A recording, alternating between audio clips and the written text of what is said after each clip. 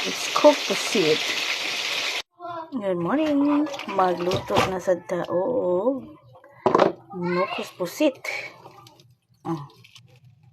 Frozen pa. Naka-frozen. So, may karoon ng itong sudan ulam for today's video. Half kilo lang siya. Half kilo. Siya na. See.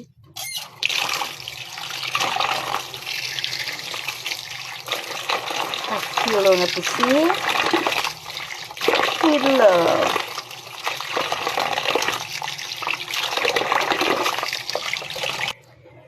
Tapos ko nang mapaghiwalay yung katawan at ang kaniyang ulo. So, bakit ba pinaghiwalay? Trip ko lang.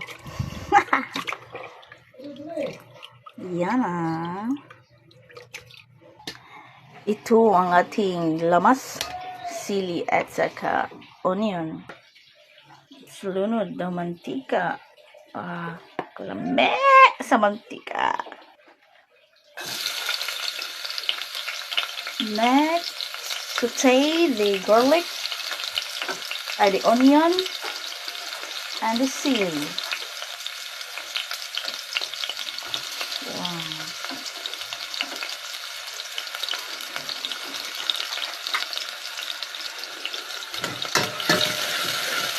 Tapos nito, okay. At okay, then, lunod.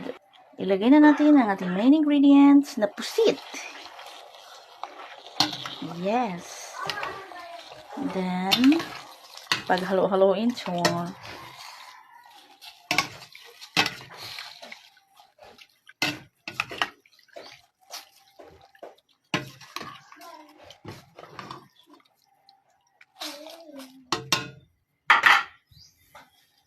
Pagkatapos ay takpan.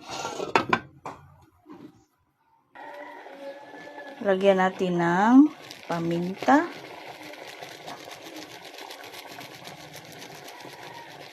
Okay. At itong normal liquid seasoning. Yan. Para malasa. Ito na. Malapit nang maluto.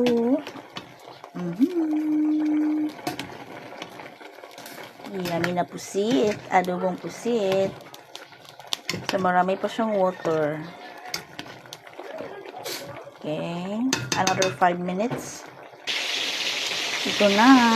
So, tama na to. Luto na to. Maliit na lang yung tubig. Yung sabaw, maliit na lang.